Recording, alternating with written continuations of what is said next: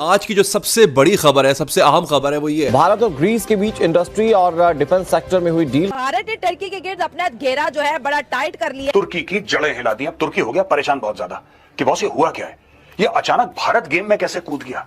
अभी तक तो तुर्की कह रहा था ना कि बांग्लादेश में जाके डिफेंस कॉरिडोर बनाएंगे, पाकिस्तान की मदद करेंगे, पाकिस्तान में अपने ट्रूप्स लगाएंगे, वहां पे ड्रोन बेचेंगे, ऐसा वैसा। अब जब भारत कूदा है तो तुर्की का गला सूख गया, जिसकी वजह से तुर्की थोड़ा ऑफ बैलेंस। ग्रीस के रक्षा मंत्री भारत दौरे पर आकर कुछ ऐसा कह गए जिससे भारत जहां गदगद होगा वहीं भारत के दुश्मनों के पेट में दर्द होना तय है। We see India as a key partner, but also as an upcoming superpower.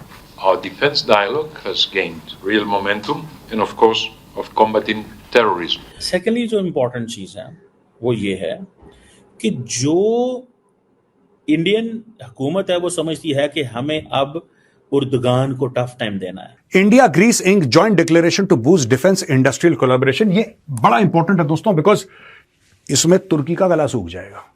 लोग कहते हैं ना, हमने तुर्की की इतनी मदद करी, अर्थक्वेक थी, तुर्की ने देखो गद्दारी करी, पाकिस्तान को उसने ड्रोन दी, अपने बंदे भी भेजे, ड्रोन बेचे वो अलग चीज है, अपने खुद के सोल्जर्स वहां पे भेजे कि जाओ इंडियंस को मारो, ये सब। और ये सच है, ये सच है। तुर्की ने जंग के वक्त पाकिस्तान की मदद की, पाकिस्तान को ड्रोन्स भी दिए हैं। और बाकी इंडिया का आपको पता ही है, वो जो पाकिस्तान के साथ देता है उसका दुश्मन है, उसने तुर्की का बाइकाट किया है। और वो जो उसके ममालिक के दुश्मन ग्रीस हो गया, साइप्रस हो गया, उनको हथियार दे रहा है कि वो हमला करें तुर्की के ऊपर। तुर्की की अगर खटकती है, सॉलिड खटकती है अगर किसी से, तो ग्रीक से खटकती है, साइप्रस से भी। वो तो क्या डिस्प्यूटेड मामला है, बहुत तगड़ा उनका, लेकिन ग्रीक से उनकी बहुत खटकती है, बहुत ज्यादा। And India is tying up for defence industrial collaboration with Greece. India चाहता है कि हम थोड़ी सी लॉन्ग टर्म गेम खेलें, और लॉन्ग टर्म गेम के अंदर वो इन चीजों को देखते हैं कि भाई हमें यूरोप के अंदर तुर्की को माइनस करना है और बाकी ममालिक को इंगेज करना है।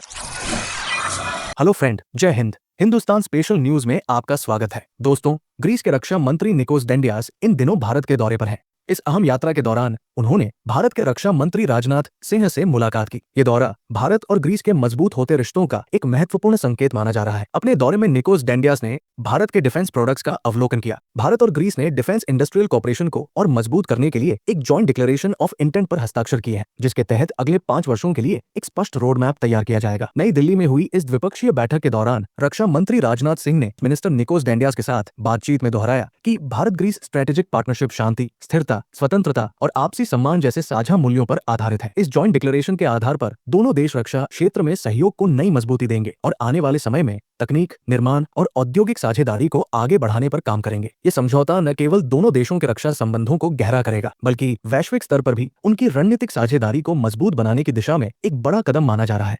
इंडियन हुकूमत है वो समझती है कि हमें अब उर्दुगान को टफ टाइम देना है। देती है या नहीं देती, क्या करती है, वो एक सेपरेट सवाल है। अब ये ग्रीस का जो मीडिया है उसकी तरफ से भी रिपोर्ट्स आ रही हैं कि शायद हम हाई वैल्यू टारगेट्स जो तुर्की के अंदर हैं उनको हम न्यूट्रलाइज कर सकें। तुर्की के पास वो कहते हैं जी कि S-400 डिफेंस सिस्टम है, ठीक है जी। और अब ये इसके ऊपर भी डिस्कशन है कि मेरा तो ख्याल ये है कि अगर this is what Indians are saying, मैं आपको इंडियन वर्जन बता रहा हूँ, ठीक है, मैं आपको इंडियन वर्जन बता रहा हूँ, ठीक है, कि this is what they think, this is what they realise. वो कहते हैं कि जनाब ये जो S-400 सिस्टम है जो तुर्की के पास है, इसको हम तबाह करवा सकते हैं, तुर्की का नुकसान करवा सकते हैं अगर हम ग्रीस को वेपन्स दें। अब वो कहा जा रहा है कि जी ये जो इसको थोड़ा समझें यार, ये बड़ी इंटरेस्टिंग चीज़ इंडियंस कर रहे हैं कि ये जो long range land attack cruise missile है, वो कह रहे हैं कि ये इसकी रेंज 1500 किलोमीटर है। This will be force multiplier for Greece. और दूसरा ये है कि ये अगर ग्रीस के पास चला जाता है, ग्रीस की मैं थोड़ी सी मैं आपको बात बताऊं, इंडिया ने जो India middle east Europe economic corridor की बात की हुई है उस India Middle east Europe economic corridor के अंदर इंडिया ने ये फैसला किया कि ग्रीस, इटली, स्पेन, इन 3 मुल्कों को हम इंगेज करेंगे, जिस पे मुझे याद आता है कि टर्किश जो प्रेसिडेंट रजब तैयब एर्दोगान ने कहा था कि कोई भी कॉरिडोर विदाउट तुर्की कामयाब नहीं हो सकता। ठीक है। और बेसिकली क्योंकि इंडिया जो है वो मिडल ईस्ट को भी इंगेज करना चाहता है, इंडिया जो हाइफा पोर्ट है उसको भी इंगेज करना चाहता है। इंडिया चाहता है कि हम थोड़ी सी लॉन्ग टर्म गेम खेलें, और लॉन्ग टर्म गेम के अंदर वो इन चीज़ों को देखते हैं कि भाई हमें यूरोप के अंदर तुर्की को माइनस करना है और बाकी ममालिक को इंगेज करना है। तो India Middle East, Israel, Greece, Mediterranean, इस सारे एरिया के अंदर जा रहा है।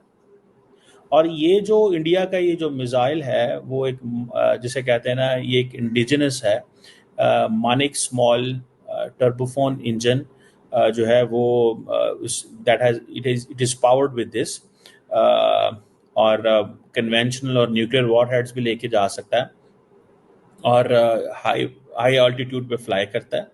और दूसरा ये है कि रडार वगैरह भी वो भी नहीं आता, ये इंडियंस कहते हैं। इसीलिए अब तुर्की ये समझता है कि हमें ज़रा थोड़ा सा ये चीज़ें देखनी है कि हमें पाकिस्तान के साथ तो हम हैं ही हैं, लेकिन इंडिया ने बेसिकली ये माहौल बनाया।